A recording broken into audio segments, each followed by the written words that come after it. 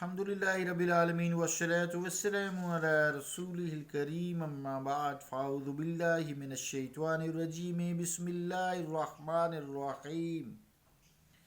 عزیزان گرامی قدر، السلام علیکم ورحمۃ اللہ وبرکاتہ۔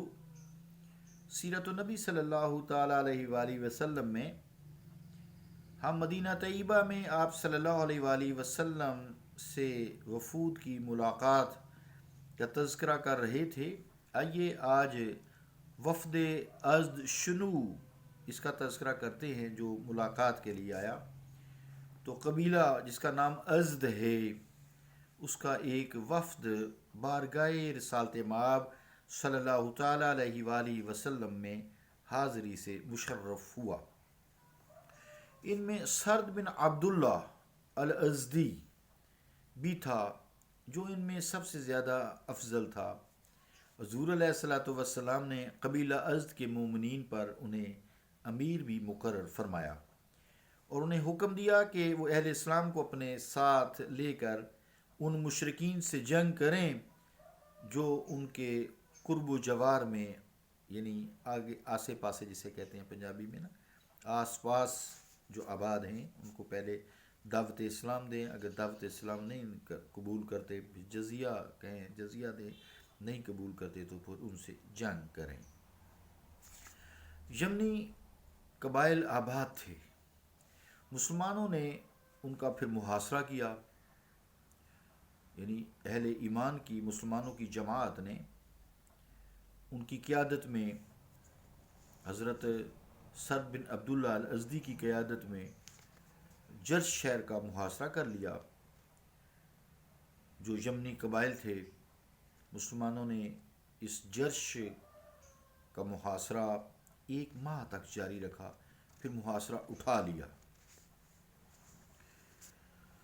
جب یہ لشکر شکر نامی پہاڑ کے پاس پہنچ گیا تو اہل جرش نے یہ خیال کیا کہ مسلمان شکست کھا کر بھاگ گئے ہیں، لہذا انہوں نے مسلمانوں کا تعاقب کیا۔ جب ان کا لشکر شکر پہاڑ کے قریب پہنچا تو مسلمانوں نے پلٹ کر ان پر حملہ کر دیا اور چن چن کر ان کے موت کو گھاٹ اتارنا شروع کر دیا، ان کو چن چن کر موت کے گھاٹ اتارا۔ ان لوگوں نے اپنے 2 جاسوس مدینہ طیبہ میں روانہ کیے ہوئے تھے تاکہ وہاں کے حالات کا مشاہدہ کریں اور انہیں آگاہ کریں۔ ایک روز وہ دونوں شخص حضور علیہ الصلوۃ والسلام کے پاس آئے اور پاس بیٹھ گئے۔ حضور علیہ الصلوۃ والسلام نے ان سے پوچھا، شکر نامی پہاڑ کس علاقہ میں ہے؟ انہوں نے عرض کیا، یہ پہاڑ تمہارے علاقہ میں ہے۔ اس کا نام جو ہے، کہنے لگے کشر ہے، پھر فرمایا نہیں، اس کا نام شکر ہے۔ انہوں نے عرض کی، یا رسول اللہ، اس پہاڑ کا ذکر حضور علیہ الصلوۃ والسلام ہم سے کیوں فرما رہے ہیں؟ فرمایا، اس پہاڑ کے دامن میں اللہ کے اونٹ ذبح کیے جا رہے ہیں، یعنی تمہاری قوم کے افراد کو قتل کیا جا رہا ہے، ان کے پھر اونٹ ذبح کیے جا رہے ہیں۔ وہ دونوں وہاں سے اٹھ کھڑے ہوتے ہیں، حضرت فاروق اعظم رضی اللہ تعالیٰ عنہ کے پاس آ کر بیٹھ گئے۔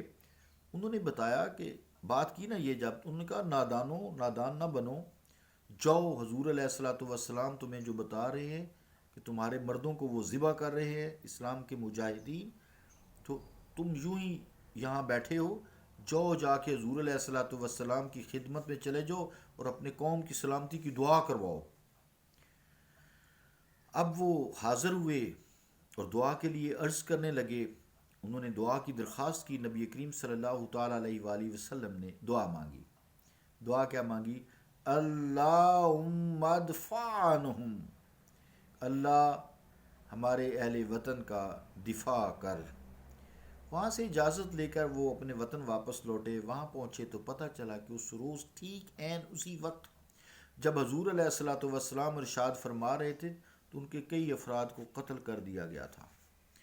پھر جرش کے لوگ، عزیزان گرامی قدر، مدینہ طیبہ حاضر ہوئے اور اسلام قبول کر لیا۔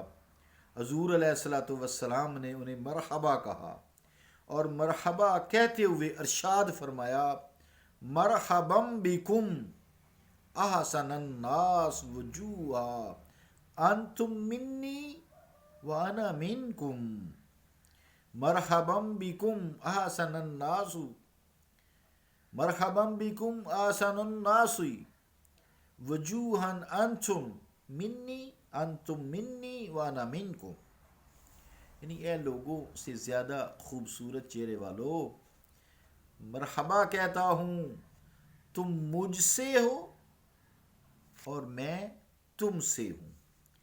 اسی طرح حارث بن کلاب اور اس کے دوستوں کی طرف سے بارگاہ رسالت مآب صلی اللہ تعالیٰ علیہ وآلہ وسلم میں قاصد کی روانگی ہوئی۔ حضرت حارث بن کلال، نعمان، معافر اور حمدان نے اپنا ایک قاصد حضور علیہ السلام کی خدمت اقدس میں روانہ کیا۔ اسے ایک خط بھی دیا جس میں انہوں نے اپنے اسلام قبول کرنے کی حضور علیہ السلام کو دعوت تحریری طور پر دی۔ حضور کریم علیہ السلام نے بھی ان کے مکتوب گرامی کا جواب دیا، تحریر فرمایا جواب، جس میں انہیں ہدایت قبول کرنے اور شریعت کے احکام کی پابندی کرنے پر اپنی خوشنودی کا اظہار فرمایا۔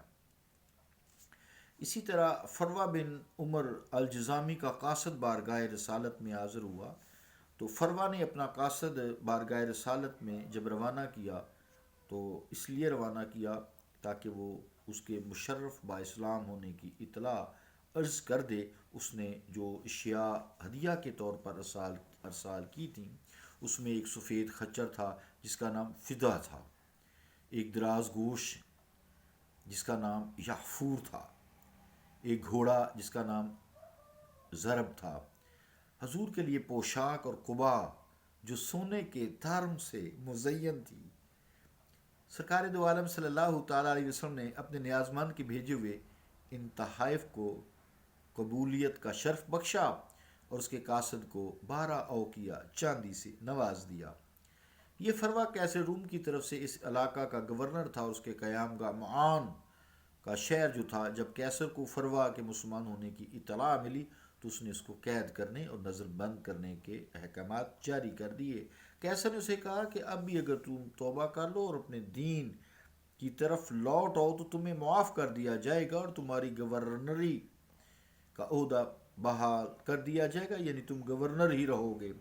اس عاشق صادق نے کیسر کو جواب دیا کہ میں کسی قیمت پر اپنے محبوب کا دین نہیں چھوڑوں گا، کیونکہ تمہیں بھی اچھی طرح علم ہے کہ یہ وہی نبی ہیں جس کی آمد کی بشارت حضرت عیسیٰ علیہ السلام نے دی۔